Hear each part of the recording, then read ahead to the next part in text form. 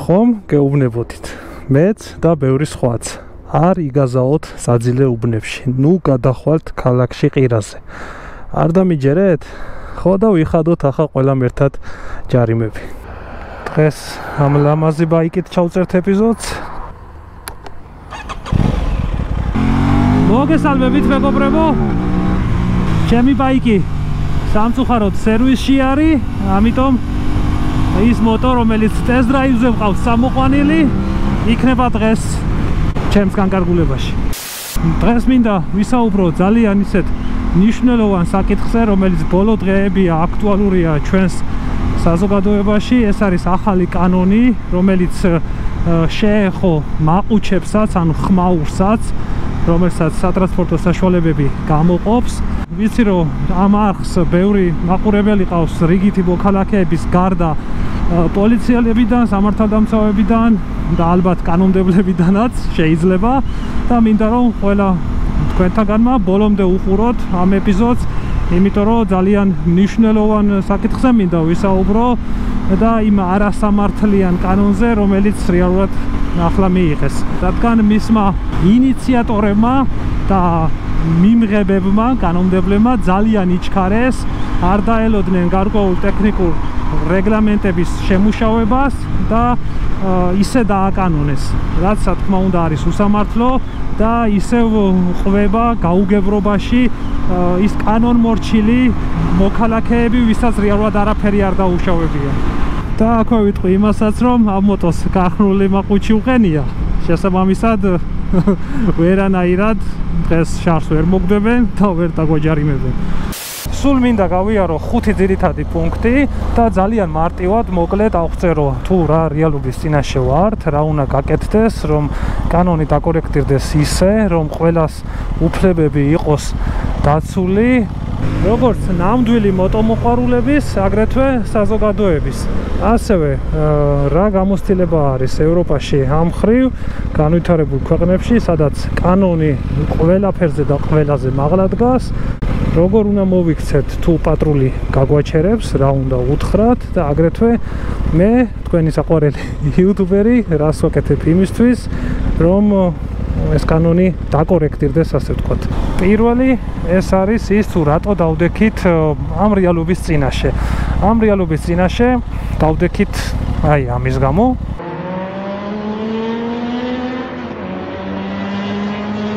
კიდევ ამის გამო. და რა ვიცი, ასე შემიძლია მიზეზები მთელი დღე ვთვალო.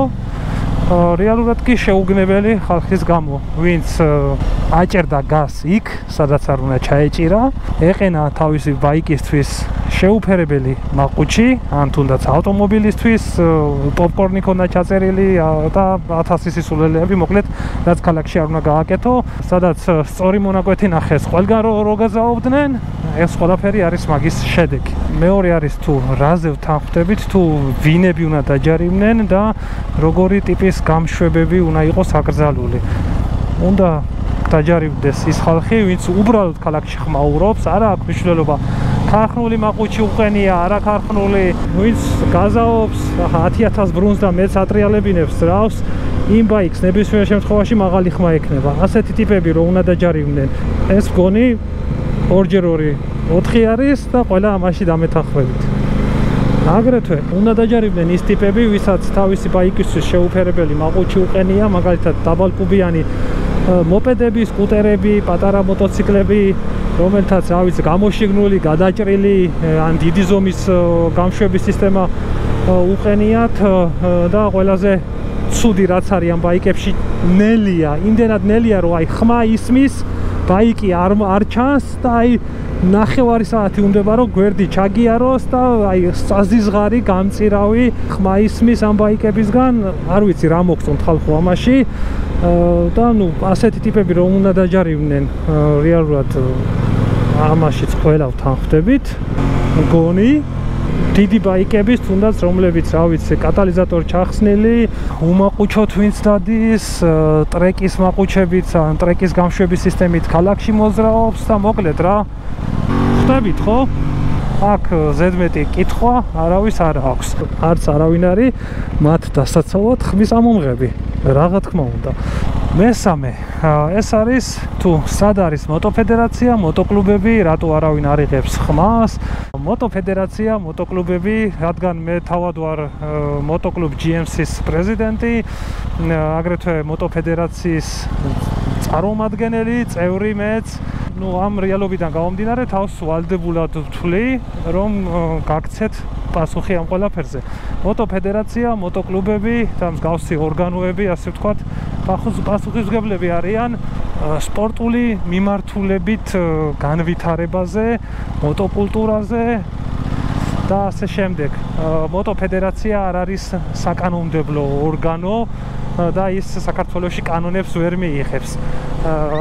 და ჩვენ რაიმე მოვთხოვოთ მთავრობას, რომ აი ასე ქენით, ცოტა ისეთი სენსიტიური თემაა და სისტემა ასე არ მუშაობს.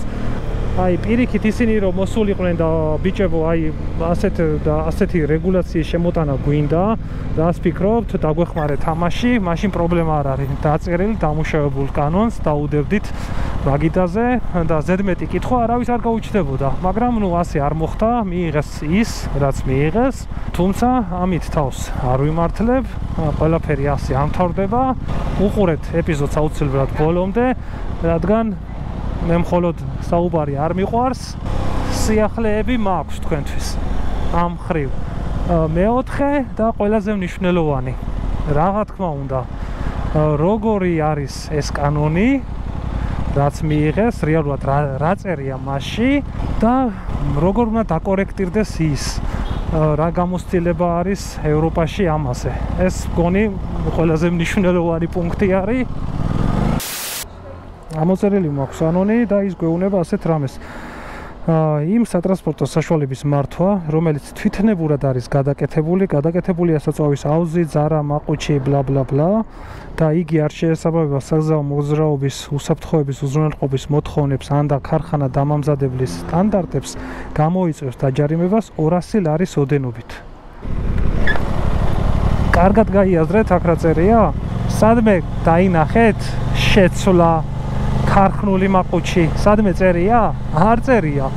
აქ წერია, რომ ის მაყუჩი, რომელიც თქვენს ბაიკს უყენია და არის აკმაყოფილებს ქარხანა დამამზადებლის სტანდარტებს, ანუ არის ლეგალური, მისი გადაკეთება, შეცვლა არ წერია, გადაკეთება, მისი გახრეტა, გამოშნიგუნა, გადაჭრა, მისი მთლიანობის დარღვევა იმ მიზნით, რომ მას ხმა გაეზარდოს, ეს არის აკრძალული. და არსად არ წერია, რომ შეცვლა არ შეიძლება. და პრობლემა არის რეალურად ტექსტის გააზრებაში. ამ ქვეყანაში სამწუხაროდ განათლების პრობლემა არის. ტექსტის გააზრები თუ არ ევროპაში ბოლოს წინა ადგილზე, როგორც მახსოვს, სადღაც უკან და ეს ტექსტი, რაც უწერიათ, რაც წავიკითხეს კანონი, არ გვიზღუდავს მაყუჩის შეცვლას. უბრალოდ, რა ვიცი, 10-დან 9 ეკიპაჟი გეტყვის იგივეს, რომ ქარხნული არ უნდა შეცვალო. მაგრამ მაინც ეს ტექსტი არის ორაზროვანი და საჭიროებს ჩასწორებას. ჩასწორებას იმიტომ არ ვამბობ, რომ ჩვენ ასე გვინდა, რომ ქარხნული მაყუჩის შეცვლის უფლება მოგცენ. საქმე იმაშია, რომ საქართველოს აქვს ვალდებულება ევროკავშირის მიმართ ასოცირების ხელშეკრულების მიხედვით, რომ ჩვენ დაუახლოვდეთ მათ კანონებს, მათ სტანდარტებს. ევროპაში სადაც კანონები ძალიან მკაცრია, ჩვენზე გაცილებით მკაცრი, იქ მაყუჩის შეცვლა არის ნებადართული. არსებობს ბევრი ევროპელი მწარმოებელი, აღარ წავალ სხვა კონტინენტზე, როგორც აკრაპოვიჩი, ეროუ, SC პროექტი, მივი და ბევრი სხვა, რომლებიც უშვებენ ლეგალურ მაყუჩებს და ეს მაყუჩები იყოფა ძირითადად ორ კატეგორიად. ერთი, რომელიც არის გზაზე ნებადართული და მეორე ტრეკზე. ტრეკის მაყუჩი, რა თქმა უნდა, ყველგან აკრძალულია.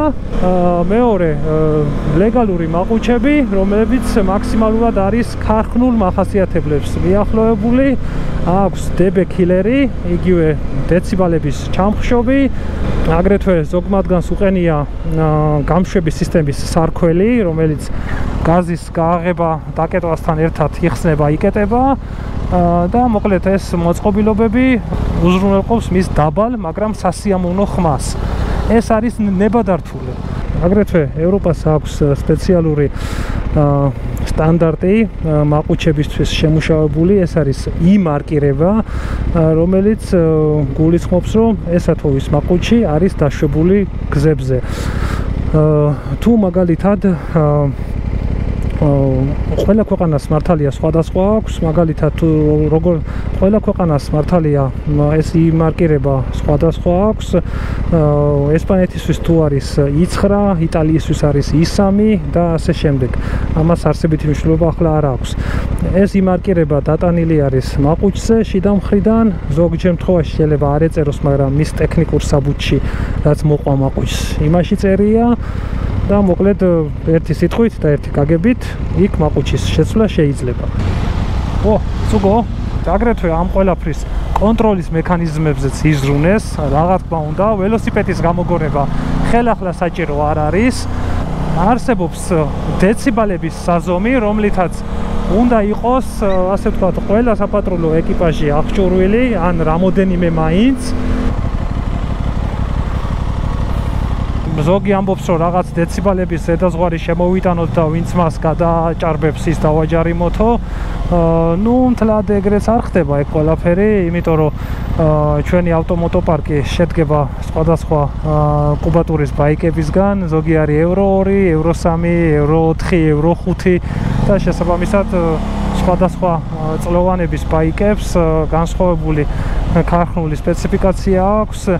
მაგალითად, ჩემს ბაიკს დაიტონას, რომელსაც ძალიან ისეთი სასიამოვნო და დაბალი ხმა აქვს, არ გამოირჩევა რაღაც ყვირალა ხმით, ქარხნულად აქვს 100 დეციბალამდე. ამ შემთხვევაში უკვე კანონგარეშე ვხვდები.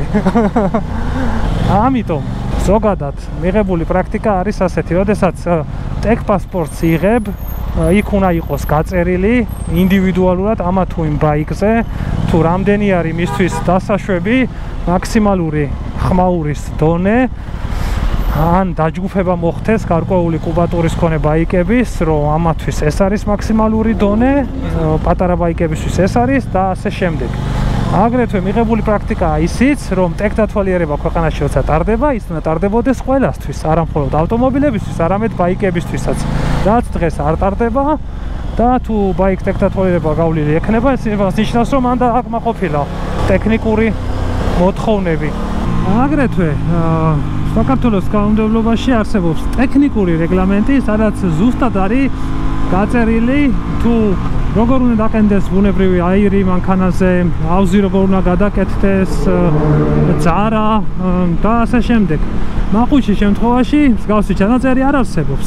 შესაბამისად, რაკნეს ჩვენმა ბიჭებმა არ დაელოდნენ შესაბამისი ჩანაწერის ტექნიკური რეგლამენტის მომზადებას, შემუშავებას და პირდაპირ მიიღეს.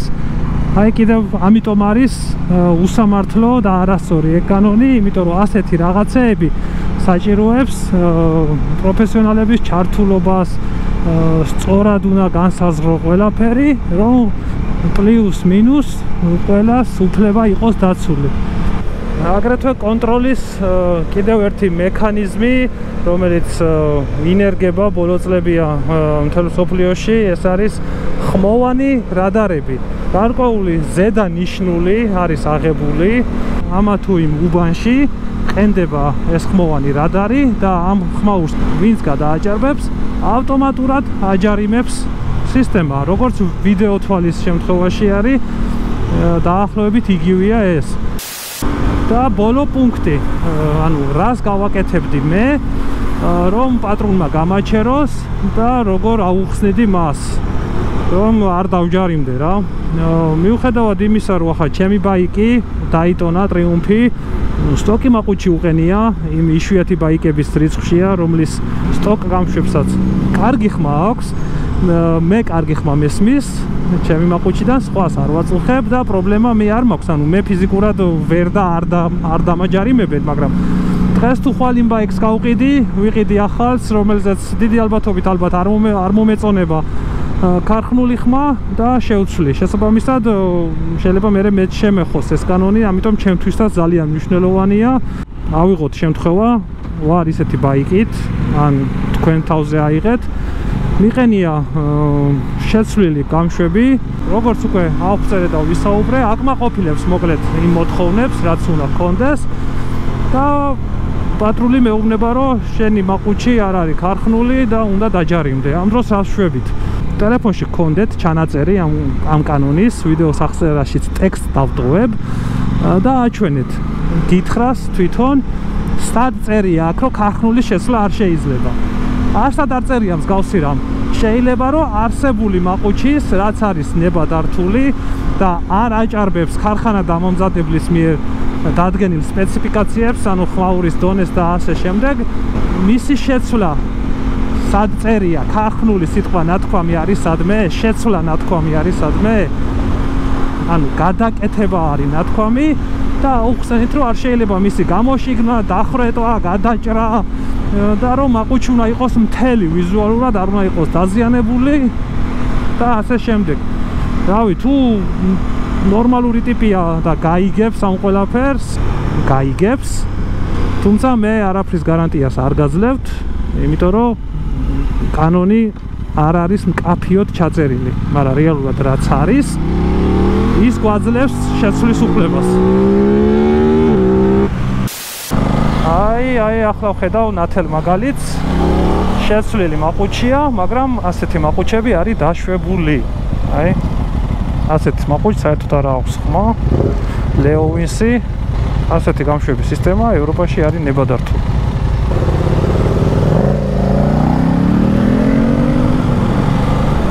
გაიგონეთ მისი ხმა? არა აქვს. აგრეთვე კანონში უნდა იყოს გაწერილი, რომ თუ რამდენ ბრუნზე არის ის დასაშვები დეციბალები ნებადართული, ეგ მოწდება თუ სწორად მახსოვს 5000 ბრუნზე, იმიტომ რომ ახლა 10000 და ზევით რო დაატრიალებინებ ძრავს, იქ ყველაფერი ხმაურიანია. ეს რას აკეთებს? აი, ამისთან უნდა დააჯარიმოთ. აუმარჯოს. როგორ ხდება რა? ჰა? როგორ ხდება? ცუდად ვარ.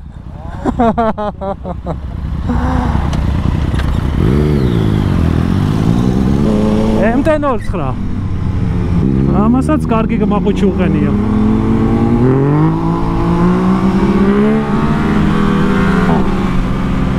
სერტიფიცირებული გამშვები უყენია და ხმაც, რა ვიცი, არაფერი აქვს ისეთი.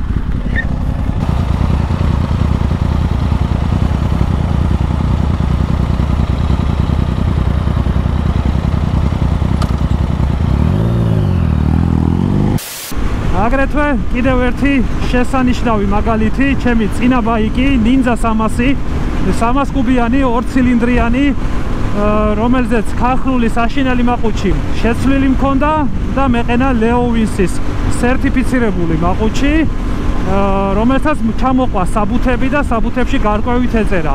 კალიფორნიის წესების მიხედვით, ბლა ბლა ბლა, იმიტომ რომ ამერიკაში იყო ნაყიდი, DB Killer-ით გადაადგილება არის დაშვებული იმ მაყუჩით კონკრეტულად, ხოლო DB Killer-ის გარეშე არის აკრძალული, იმიტომ რომ DB Killer-ის გარეშე ძალიან მაღალი ხმა ქონდა და სხვა ბერკეტი ხმის ჩამხშობი იმ მაყუჩს არ ქონდა.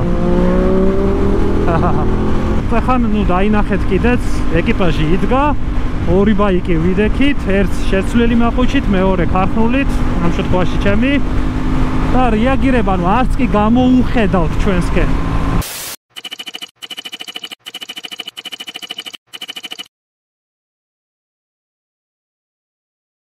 მოკლედ, რა თქმა უნდა, მეორე GoPro დაჯდა, როგორც ყოველთვის, ვიყავით ახლა ფედერაციაში, ჩემი ქალაქი მკლავს ამ გვერდის ადმინთან, მქონდა შეხვედრა, გავიარეთ საკითხები, აუხსენით თუ რა, როგორ, თუ რამხელა კომპლექსური საკითხი არის, ზოგადად ასე ერთი ხელის მოსმით არ შეიძლება გადაწყვეტილების მიღება.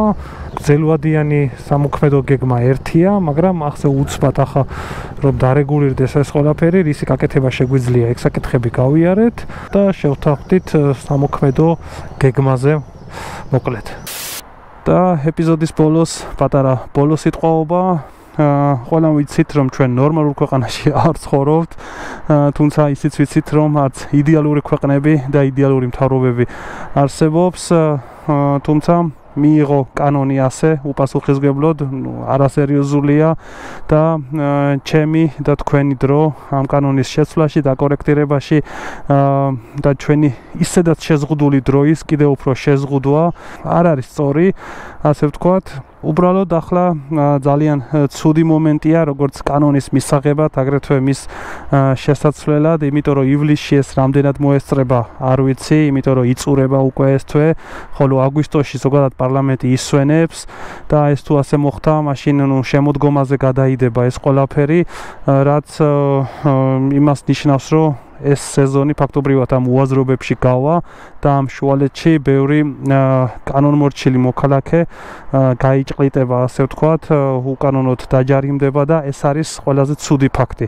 ამიტომ აქცია იქნება თუ რაიმე სახის შეხვედრა სახელმწიფოს წარმომადგენლებთან, უნდა იყოს ჩვენი მოთხოვნები სწორად მიწოდებული, ამას აქვს ძალიან დიდი მნიშვნელობა, რომ თუ უნდათ ამ კანონის მიღება, დარეგულირება, კეთილი ინებონდა ეს სერიოზულად უნდა გააკეთონ, უნდა მიუდგნენ სერიოზულად ამ საკითხს, საზომი აპარატები იყიდონ, კაფიოდ მოხდეს ჩასწორება კანონში, რომ ეს შეიძლება, ეს არა, ორაზროვანი კანონი არ უნდა იყოს.